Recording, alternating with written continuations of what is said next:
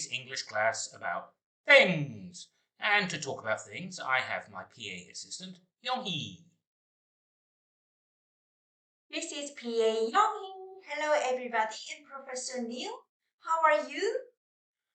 Hi, Yonghee. I'm doing well, thank you. Are you ready to talk about things? Things? What are things? All right, it's quite difficult to explain things, but things are objects, items, stuff. For example, if it's things in your bag, it might include pens, books. If it's things in your living room, it might include the sofa or TV. Oh, then things are the stuff and items I can see and touch. Yes. And so in today's class, we're going to talk about 8 things that you might have in or around your house. Wow, sounds interesting. I'm so curious about things. Good. Well, let's start talking about things with today's vocabulary. First, we're just going to look at the images. And we have a family in their home. And up in the bedroom, we have a young man with something on his head. Right, lots of pink circles or squares. So the young man, top left-hand corner, what does he have on his head? They look like goggles. Yes, virtual reality goggles. Virtual reality goggles. For entering the metaverse or cyber world. VR world. VR world. And how about number 2, the girl with the skateboard? What does she have on her head? She's wearing a helmet with a camera on. Yes, she has a sports camera for filming her skateboarding. Right. And what about number 3? That should be a watch on her wrist. Yes. So that's a little introduction. Let's give you the actual words to help you out because it's a little difficult to guess what all these words are. Yes. And so here we are. These are the actual vocabulary we are learning. And we have... So I will give you the vocabulary, and if you match it to the number. So just match it to the number first. So we got A, game console. It is matching with 8. Yes. All right, that's the young man in the living room. He is on the game console. And B, wireless headphones. It's on the girl's head, number 7. And virtual reality goggles. Number 1. Yep, they're the goggles on the young man's head. And smartphone. I think it's with the girl next to me as well. Oh, 6. Yes. Number 6, she's holding the smartphone. And smartwatch. It's with the mom, number 3. Okay, that's cool. And we digital assistant. It should be on the kitchen desk. Yeah, that's the strange number 4. Little blue box, all right, in the kitchen. And tablet. It's on the right side of mother, number 5. And lastly, sports camera. Sports camera is with the girl carrying skateboard. Yes. It's difficult. That's okay. So just take that in for a moment. All right. So what we're going to be talking here shortly is what do they need them for? What do they use them to do? I mean, do people really need virtual reality goggles? I don't have one yet, but maybe in the future. Okay. What's something that most people have? I think a majority of people will have smartphone. Yes, almost everybody will have a smartphone, but most people don't have virtual reality goggles yet. And few of my friends have smartwatch as well. Okay, so what we're going to do in a moment, we're going to talk about do you have like virtual reality goggles? And then I'd like to answer yes or no. And then I will create a follow-up question, right? Because today's grammar is looking like what do you need it for? So, for example, virtual reality goggles, what do you need them for? For example, wireless headphones, what do you need it for? And for example, curious about what do you need it for regarding digital assistant. Oh, that's a good question. Yeah. And also, Professor Neil, I know you like game. So do you need a game console? Yes, I still feel I need a game console. And how about sports camera? Do you think it is necessary to have a sports camera? I wish I was still young enough to actually take advantage of having a sports camera, but sadly, those days are long gone. How about tablet? What use do we get from having tablet? Tablets are very good for accessing the internet, checking your messages, recording videos, looking at pictures, and listening to music. They have many uses. How about wireless headphones? Wireless headphones are good for listening to music or listening to sound while watching a video. And the added advantage is because they have no wires, they don't catch on things. Right. And finally, how about virtual reality goggles? I'd love to have a pair. All right. I guess they're for accessing the metaverse or cyber world. I can't really think of many other purpose. The young man there, he's doing taekwondo. I guess it's good for exercise. Sounds interesting. So, Yongi, do you have virtual reality goggles? No. No. I never had it. Okay. So we're learning this thing here. How do you live without virtual reality goggles?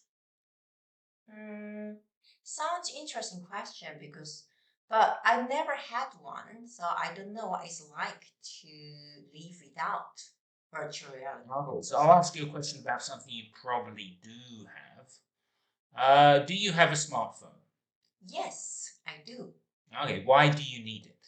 Because I need it for three reasons. First, I can check the information via web, searching anywhere because it's portable. And second, I can send text message to my family and friends and my work people, such as Professor Neil.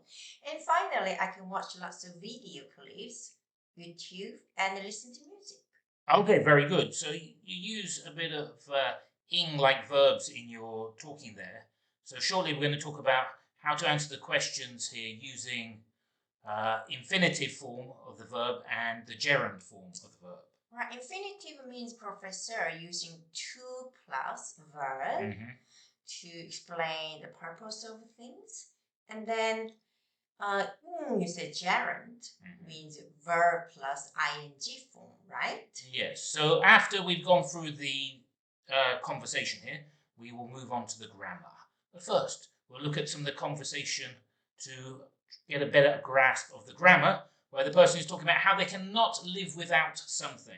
Right, with these two boys. These two boys. So we have Ricardo and Scott. So if you read Ricardo, you read Scott, I read Ricardo. So unfair. Scott has lots of blanks, but shall we begin? Okay, yes. Hey Scott, what are you looking for? My phone. I can't find it and I'm late for a meeting. Try looking in your car. I did and it's not there. Do you have it? Why don't you just go without it? Are you kidding? I need it to check my messages. You can manage for a day, can't you? No, I can't. My phone is like part of my brain. That seems kind of scary. I think you should try giving up your phone for a day. That's not possible. People need to be able to reach me in case there is an emergency. The world won't end, Scott. I forgot to wear my smartwatch to work last Friday, and I managed to go all day without thinking about it. Very good, Yongi. So, what is Scott looking for? I think Scott is looking for his phone, mobile phone. Okay, and did he try looking in his car? Yes, he did, but it wasn't there. Okay. So, why does he need a phone? Why does he need it? According to Scott, he needed to have it in case people want to reach him for emergency. And also, he need to check messages all the time. Yes, so that's the grammar we're talking about. He says, I need it to check my messages. Now, he could also say, I need it for checking my messages, using a gerund. And so, in a moment, we're going to look at the grammar of answering that question. What do you need it for, or what do you need it to do? Right, so earlier you mentioned Professor Neil. So when someone asks, what's the purpose of having something and doing something, you can express it in a two different sentence form using to plus verb infinitive. And as you mentioned just now, by adding ing at the end of verb. So for example here, infinitive to check my messages and gerund in, so giving up your phone, for example, by Ricardo talking. Now we should point out this, I'm late for a meeting, that is different grammar. All right, so here we're talking about infinitives and gerunds. And so the infinitive is I need to check my messages. And the gerund is I need it for checking my messages. Here, Professor Neil, then gerund means verb becoming noun by adding ing at the end of the base form of any verb. Let's just practice that with some questions for you. Yongyi, how do you use your phone? I use my phone with finger touch. Okay, but can you do that using the gerund? Sorry, Professor. I use it to send messages and search information on website. Okay, well that was the infinitive, right? But so here we're going to look at infinitives and gerunds. So we're going to look at it in a bit more depth. All right, so as Yong-hee keeps saying, infinitives is the to form plus the verb, and the gerund is the for plus the verb with ing. So often it will depend upon the question that you have been asked, even though both options are available in the answer.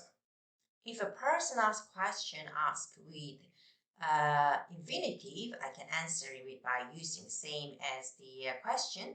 If person asks with a full VING gerund, I can use it too. Okay, so let's do that. What do you need your phone to do? I need it to check my messages, and sometimes I use it to pay bills. Okay, what do you need your phone for? I need it for checking my messages, and I use it for paying bills. Also, I can also try looking things with my phone. It mentions the infinitive phrases here in order to relax, which is sort of answering a why question. So like, why do you use the meditation app? Right, it's like cause and effect, right? I use a meditation app to relax before bed. And because of that, in order to, you cannot use the for gerund option. After in order, you cannot say for, but you only be able to include to verb. Yeah, so you could say, I use a meditation app to relax before bed. That is okay.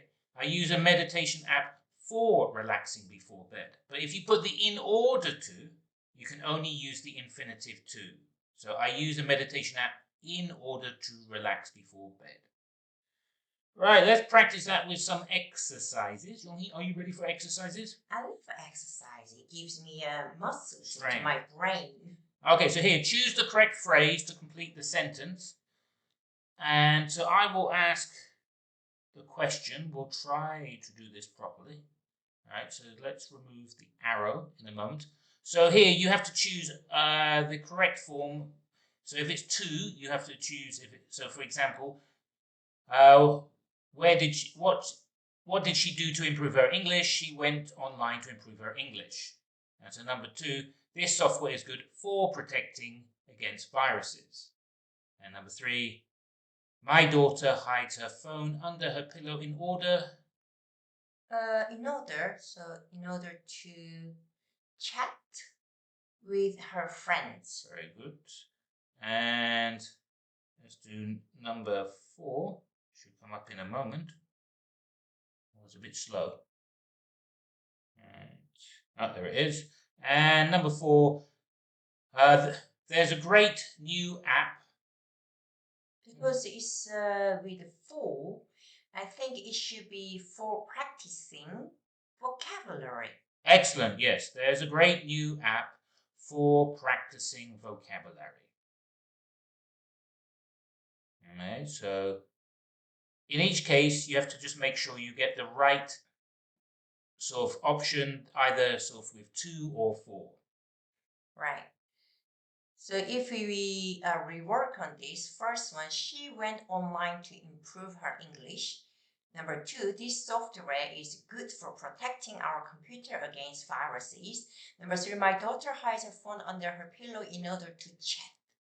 Moves away. Okay, so grammar two, rewrite the conversations with gerunds.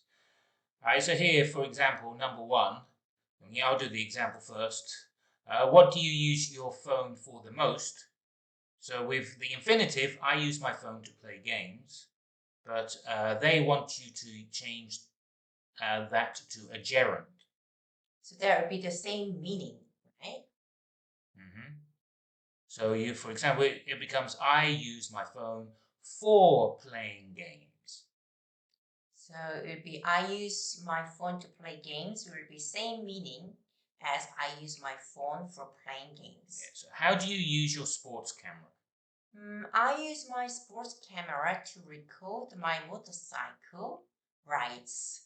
Also, I can say I use my sport cameras for recording my motorcycle rides. What do you need your tablet for?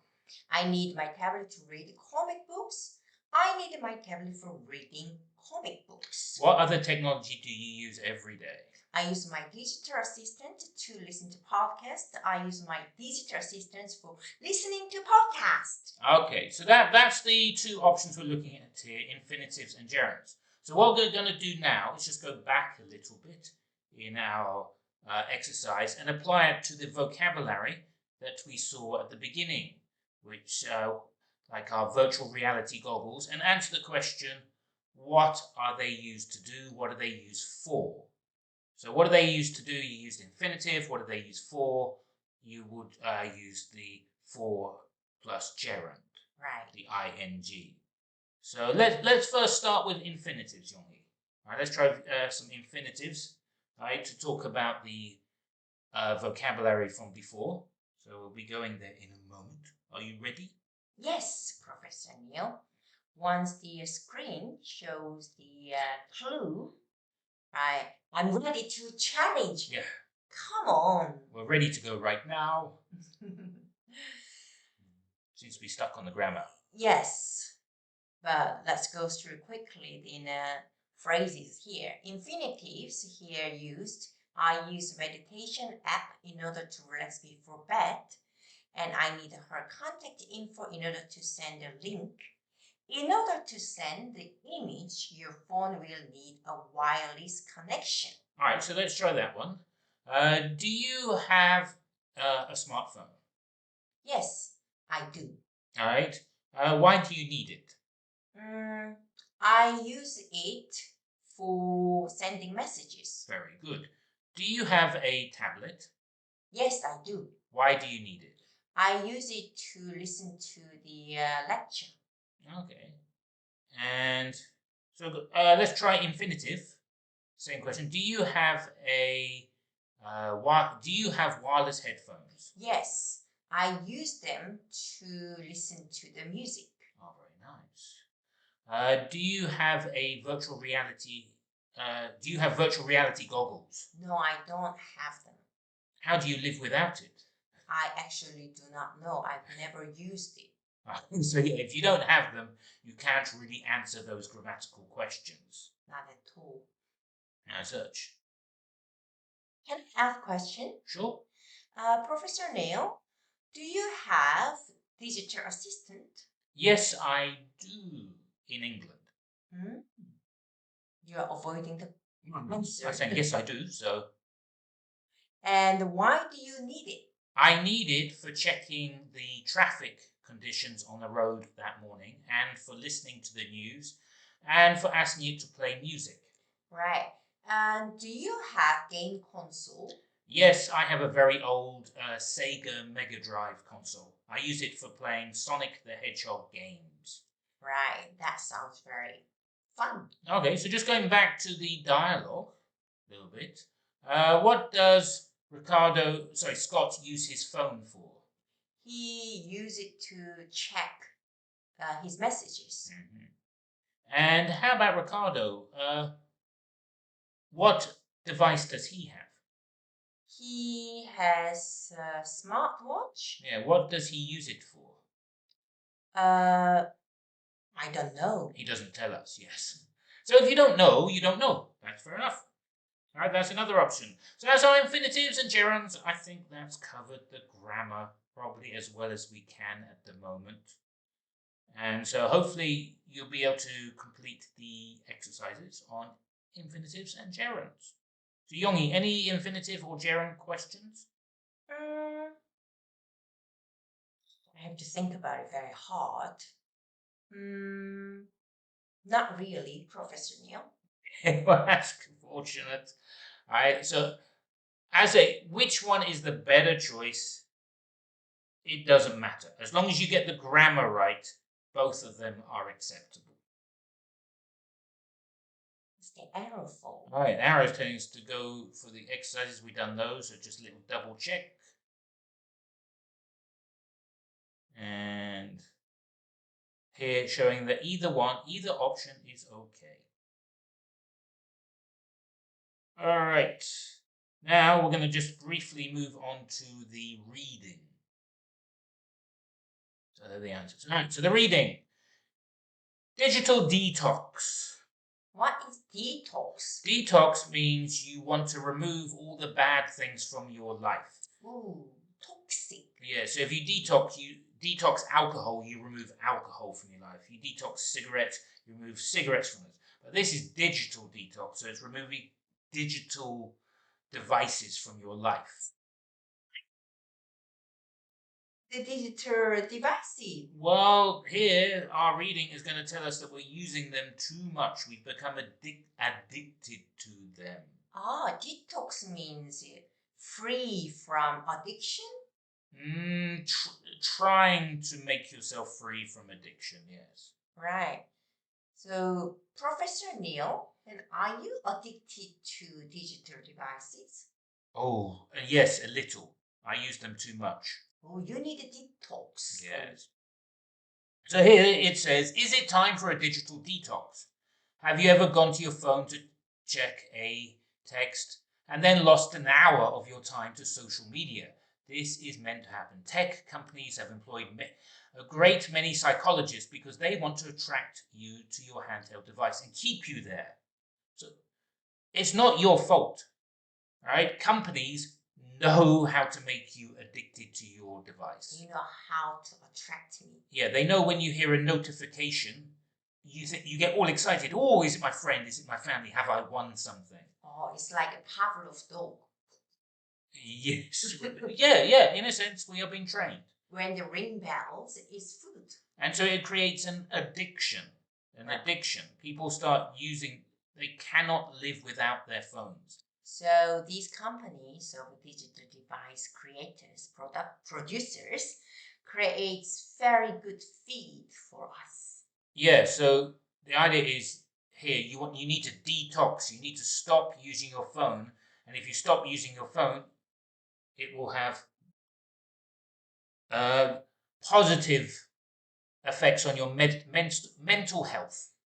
Right. So if we're using our digital device too long, that means bad for our health. Yeah, you probably, it says here after the word addictions, habits and impulses can become addictions. This happens when work, school, or relationships suffer because a person cannot stop the behavior. For example, a college student might fail a course because they spend too much time playing video games. So experts say that if you recognize that your device is taking up too much time, it is time for a digital detox. This means going offline for a few days or even a week. If this seems possible, you might need some help.